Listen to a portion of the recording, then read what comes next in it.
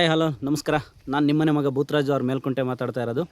ಈ ಹಿಂದೆ ಮೂಲಂಗಿ ರೈತರಾದ ಪ್ರಸನ್ನ ಕುಮಾರ್ ಅವರ ಹೆಸರು ಕೇಳಿರ್ಬೋದು ನೀವು. ಈ ಹಿಂದೆ ಸೋಷಿಯಲ್ ಮೀಡಿಯಾದಲ್ಲಿ ವೈರಲ್ ಆದಂತಹ ರೈತರ ಮಧುಗಿರಿ ತಾಲೂಕಿನ ಜಕ್ಕೇನಹಳ್ಳಿ ಗ್ರಾಮದಲ್ಲಿರ್ತಕ್ಕಂಥ ಪ್ರಸನ್ನ ಕುಮಾರ್ ಅವರ ರೈತರ ಜಮೀನು ಹತ್ರ ಬಂದಿದ್ದೀವಿ. ಇಲ್ಲಿನ ಹಾವಭಾವಗಳು, ಇಲ್ಲಿನ ವ್ಯವಸ್ಥಿತಿ ಏನಾಗಿದೆ ಅನ್ನೋದ್ರ ಬಗ್ಗೆ ನಾವು ರೈತರನ್ನೇ ಕೇಳೋಣ ಬನ್ನಿ. ಸರ್ ನಮಸ್ಕಾರ. ಸರ್ ನಮಸ್ತೆ ಸರ್. ನನ್ನ ಹೆಸರು ಭೂತರಾಜು ಅಂತ ಹೇಳಿ. ಪ್ರಸನ್ನ ಕುಮಾರ್ ಅಂತ, ಮೂಲಂಗಿ ಪ್ರಸನ್ನ ಕುಮಾರ್ ಅಂತ. ಹೌದು ಸರ್, ಗೊತ್ತಾಯ್ತು. ಈಗ ಟ್ರೆಂಡಿಂಗ್ ಅಲ್ಲಿ ವೈರಲ್ ಆಗಿರ್ತಕ್ಕಂಥ ವಿಡಿಯೋ ಮೂಲಂಗಿ ಪ್ರಸನ್ನ ಕುಮಾರ್ ಅಂತಲೇ ಮಾಧ್ಯಮದ ಒಂದು ಅಭಿಮಾನದಿಂದ ನಾನು ಇವತ್ತು ಈ ಮಟ್ಟಿಗೆ ಒಂದು ಬೆಳೆದಿದ್ದೀನಿ ಅಂತ ತಿಳ್ಕೊಂಡಿದ್ದೀನಿ.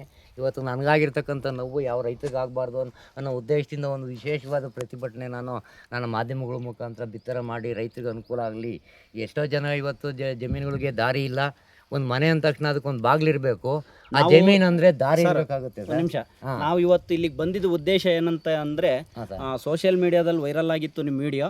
ಅದೇ ರೀತಿ SP ಅವರು ಕೂಡ ಹಾಗೂ ಕಂದಾಯ ಇಲಾಖೆಯವರು ಕೂಡ ನಿಮ್ಮ ಜಮೀನ್ ಹತ್ರ ಬಂದು ನಿಮಗೆ ವಾಸ್ತವಿಕವಾಗಿ ಅಂದರೆ ಈ ರಸ್ತೆನ ತಾತ್ಕಾಲಿಕವಾಗಿ ನಿಮ್ಗೊಂದು ರಸ್ತೆ ಬಿಡಿಸೋ ವ್ಯವಸ್ಥೆ ಮಾಡಿದ್ದಾರೆ ಅಂತ ಹೇಳಿ ಕೇಳ್ಪಟ್ವಿ. ಹಾಗಾಗಿ ಆ ವಾಸ್ತವ ಸತ್ಯತೆ ನಿಮ್ಮ ಹತ್ರ ತಿಳಿಯೋಣ ಅಂತ ಹೇಳಿ ಬಂದಿದ್ದೀವಿ. ಅದ್ರ ಬಗ್ಗೆ ಹೇಳಿ ಸರ್.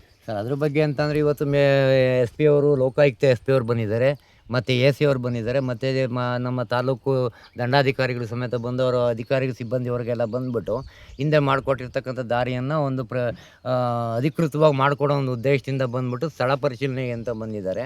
ಅದು ಒಂದು ಲೋಕಾಯುಕ್ತರ ಆದೇಶದ ಮೇರೆಗೆ ಬಂದು ಇದನ್ನು ಮಾಡ್ತಾ ಇರೋದು. ಇವತ್ತು ಬಂದಿರತಕ್ಕಂಥ ಅಧಿಕಾರಿಗಳೆಲ್ಲ ನೋಡಿಬಿಟ್ಟು ಇಲ್ಲಿ ನಾಳೆ ಏನಾಗ್ಬೋದು, ಈ ಮಾಡಿಕೊಟ್ಟಿರ್ತಕ್ಕಂಥ ದಾರಿ ಬಗ್ಗೆ ಒಂದು ಕಾನೂನು ಯಾವ ತೊಡಕುಗಳು ಬರ್ಬೋದು ಅನ್ನೋದ್ರ ಬಗ್ಗೆನೂ ಡಿಸ್ಕಸ್ ಮಾಡಿ ಆ ಪಕ್ಕದ ಜಮೀನವ್ರನ್ನು ಮತ್ತು ನಮ್ಮನ್ನು ಕೂಡಿಸ್ಕೊಂಡು ಎಲ್ಲ ಇದು ಮಾಡಿದ್ದಾರೆ. ಬಟ್ ರಾಜಿ ಮಾಡಿ ಈಗ ತಾತ್ಕಾಲಿಕವಾಗಿ ರಸ್ತೆನ ಹಳ್ಳದ ಭಾಗದಲ್ಲಿ ಬಿಡಿಸ್ಕೊಟ್ಟಿದ್ದಾರೆ. ಬಟ್ ಮಧ್ಯ ಭಾಗದಲ್ಲಿ ಹೋದಾಗ ಏನಾಗ್ತಿತ್ತು ಅಂದರೆ ರೈತನಿಗೆ ಗಿಡ ಮರ ಎಲ್ಲ ಹೋಗ್ತಾ ಇತ್ತು. ಒಬ್ಬ ರೈತ ಬದುಕಲಿ ಅನ್ನೋ ದೃಷ್ಟಿಯಿಂದ ನಾನು ಮಾನವೀಯತೆ ಯೋಚನೆ ಮಾಡಿ ಅವನಿಗೇನು ತೊಂದರೆ ಆಗಬಾರ್ದು ಅಂತ ಅಂದ್ಬಿಟ್ಟು ಇದು ಮಾಡಿದ್ದೀನಿ. ಆದರೆ ಕೆಲವು ತಪ್ಪುಗಳು ಅಧಿಕಾರದಲ್ಲಿ ಏನಾಗುತ್ತೆ ಅಂದರೆ, ಈ ಬಂದಾಗ ಹಿಡುವಳಿ ಅಂತ ಬಂದ ತಕ್ಷಣ ಪೂರ್ತಿ ಅಳತೆ ಮಾಡಿ ಏನಾದರೂ ಮಾಡಿ ಮಾಡಿಕೊಟ್ಟು ಅವ್ರಿಗೆ ಪೂರ್ಣವಾದ ಅಧಿಕೃತವಾದ ಸಾಲ್ವೇಷನ್ ಮಾಡಿಬಿಟ್ರೆ ಸ್ವಲ್ಪ ಅನುಕೂಲ ಆಗುತ್ತೆ ಅನ್ನೋದ್ರ ಬಗ್ಗೆ ಈ ಬಗ್ಗೆ ನಾನು ತಮ್ಮ ಮುಖಾಂತರ ಕೇಳ್ಕೊತೀನಿ ಸರ್. ಸರ್, ನೀವು ಈ ಹಿಂದೆ ಅಂದರೆ ಮೂಲಂಗಿ ಪ್ರಸನ್ನ ಕುಮಾರ್ ಅವರೇ ವೈರಲ್ ಆದಂಥ ವಿಡಿಯೋ ಮೂಲಂಗಿ ಹೆಸರಲ್ಲೇ ನಾನು ನಿಮ್ಮನ್ನು ಮಾತಾಡಿಸ್ತಾ ಇದ್ದೀನಿ, ಬೇಜಾರಾಗ್ಬಿಡಿ. ಅಲ್ಲ, ನೀವು ಈ ಹಿಂದೆ ಅಧಿಕಾರಿಗಳು ಲಂಚ ಕೇಳಿದ್ರು ಅಂತ ಹೇಳಿ ಕೊಡಲಿಕ್ಕೆ ಹಣ ಇಲ್ಲ ಅಂತ ಹೇಳಿ ಮೂಲಂಗಿ ತಣ ಇದ್ರಿ. ಅದ್ರ ಬಗ್ಗೆ ಯಾರ್ಯಾರು ಕೇಳಿದ್ರು ನಿಮ್ಮನ್ನು ಲಂಚ ಅನ್ನೋದ್ರ ಬಗ್ಗೆ ಒಂಚೂರು ವಿವರವಾಗಿ ಹೇಳಿದ್ರೆ. ಸರ್, ಇದ್ರ ಬಗ್ಗೆ ನಾನು ಹೇಳಬೇಕು ಅಂತಂದರೆ, ಲಂಚ ಅಂತ ಅಧಿಕೃತವಾಗಿ ಯಾರೂ ನನ್ನನ್ನು ಕೇಳೋ ಮಟ್ಟದಲ್ಲಿಲ್ಲ, ಮಾಡಿರಲಿಲ್ಲ. ಉದ್ದೇಶಪೂರ್ವಕವಾಗಿ ನಾನು ಇದ್ರ ಬಗ್ಗೆ ಮಾನ್ಯ ಕಂದಾಯ ಮಂತ್ರಿಗಳೇನಿದ್ದಾರೆ, ಮಂತ್ರಿಗಳ ಹತ್ರ ಹೋಗಿ ನಾನು ಈ ಸರ್ಕಾರಕ್ಕೆ ಪತ್ರವನ್ನು ಕೊಟ್ಟಿದ್ದೆ. ಏನಾಗುತ್ತೆ, ಈ ರಸ್ತೆಗಳ ಬಗ್ಗೆ ಪ್ರಾಬ್ಲಮ್ ಏನಿದೆ ನಮ್ಮ ರೈತರುಗಳಲ್ಲಿ, ನಮ್ಮ ಕರ್ನಾಟಕದಲ್ಲಿ ಅಂತ ಅಂದ್ಬಿಟ್ಟು ಈ ಥರ ನೀವು ರಸ್ತೆಗಳ ಬಗ್ಗೆ ಅಧಿಕೃತವಾಗಿ ರಸ್ತೆಯಲ್ಲಿ ಓಡಾಡೋದಕ್ಕೆ, ಜಮೀನುಗಳಿಗೆ ಎಂಟ್ರಿ ಆಗೋದಕ್ಕೆ ಅಧಿಕೃತ ಆದೇಶ ಮಾಡಿಕೊಡಿ. ಇದರಿಂದ ತುಂಬ ಅನುಕೂಲ ಆಗುತ್ತೆ, ನಿಮ್ಮ ಸರ್ಕಾರಕ್ಕೂ ಒಳ್ಳೆಯ ಹೆಸರು ಬರುತ್ತೆ ಅಂತ ಅಂದ್ಬಿಟ್ಟು ನಾನು ಮುಖ್ಯಮಂತ್ರಿಗಳಲ್ಲಿ ಮತ್ತು ಕಂದಾಯ ಮಂತ್ರಿಗಳಲ್ಲಿ ಕೊಟ್ಟಾಗ 15 ದಿವಸದಲ್ಲಿ ಅವ್ರು ಏನು ಮಾಡಿದ್ರು, ಅಧಿಕೃತವಾಗಿ ಸುತ್ತೋಲೆಯನ್ನು ಹೊಡೆಸಿದ್ರು.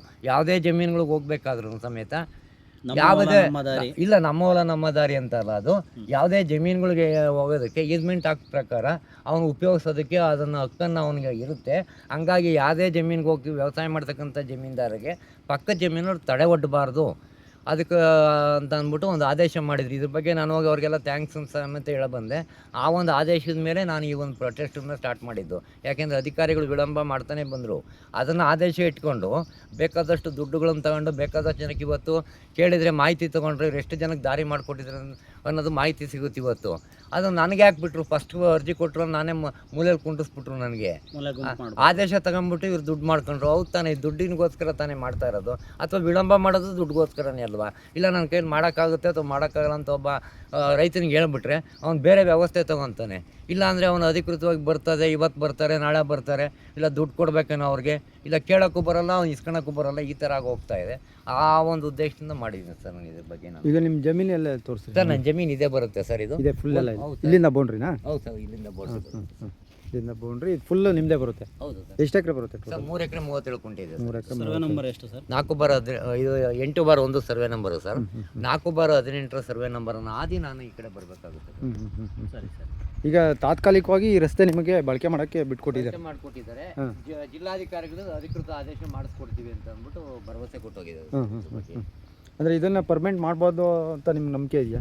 ಸರ್ ಮಾಡ್ಬೋದು ಮಾಡಬಾರ್ದು ಅನ್ನೋಕ್ಕೆ ಯಾಕೆಂದರೆ ಈ ದಾರಿ ಈ ಒಂದು ಅಧಿಕಾರಿಗಳಲ್ಲಿ ಅವ್ರದ್ದೇ ಆದ ಒಂದು ಆದೇಶಗಳನ್ನ ಹುಡುಕಂತಾರೆ. ಬಟ್ ರೈತರಿಗೆ ಅನುಕೂಲ ಆಗ್ತಕ್ಕಂಥ ಆದೇಶ ಹುಡುಕಲ್ಲ ಯಾರೂ, ಅನಾನುಕೂಲ ಆಗ ಅಂತ ಆದೇಶಗಳು ಹುಡುಕ್ತಾರೆ. ದಯಮಾಡಿ ಇಂಥವು ದಯವಿಟ್ಟು ಇದು ಮಾಡಬೇಡಿ. ನೀವು ಒಬ್ಬ ರೈತರ ಮಕ್ಕಳಾಗಿ ಅಧಿಕಾರಿಗಳು ಬಂದಿರ್ತೀರಿ, ಕೆಲಸಕ್ಕೆ ಬರ್ತಕ್ಕಂಥ ನೀವೇ ನೇರವಾಗಿ ಅಧಿಕಾರಿಗಳ ಮಕ್ಕಳಾಗಲಿ ಅಧಿಕಾರಿಗಳಿರಲ್ಲ, ರೈತರ ಮಕ್ಕಳಾಗಿ ಬಂದಿರ್ತೀರಿ. ಈಗ ನಾವು ನಾಳೆ ನಿಮ್ಮನ್ನು ಕಾಡ್ಬೋದು ಅಥವಾ ನಿಮ್ಮ ಮಕ್ಕಳನ್ನೂ ಕಾಡ್ಬೋದು. ನಿಮ್ಮ ಮಕ್ಕಳಿಗೆ ಸರ್ಕಾರಿ ಕೆಲಸ ಆಗುತ್ತೆ ಅಂತ ನಂಬಿಕೆ ಇಟ್ಕೋಬೇಡಿ. ಅದಕ್ಕೋಸ್ಕರ ದಯಮಾಡಿ ಕೈ ಮುಗಿದು ಕೇಳ್ತೀನಿ, ರೈತರಿಗೆ ಯಾವುದೇ ಕಾರಣಕ್ಕೂ ಅನ್ಯಾಯ ಮಾಡ್ದೇನೆ ಅನುಕೂಲ ಮಾಡಿಕೊಡೋದು ಪ್ರಯತ್ನ ಮಾಡಿ ಅಂತ ನನಗೆ ಈ ಮೂಲಕ ಕೇಳ್ಕೊತೀನಿ ಸರ್ ಎಲ್ಲ ಅಧಿಕಾರಿಗಳಲ್ಲಿ. ಈಗ ಇದುವರೆಗೂ ಹಾಂ ಸರ್. ಸಾಕಷ್ಟು ವೈರಲ್ ಆಗಿಬಿಟ್ಟಿದೆ ನಿಮ್ಮ ವಿಡಿಯೋ.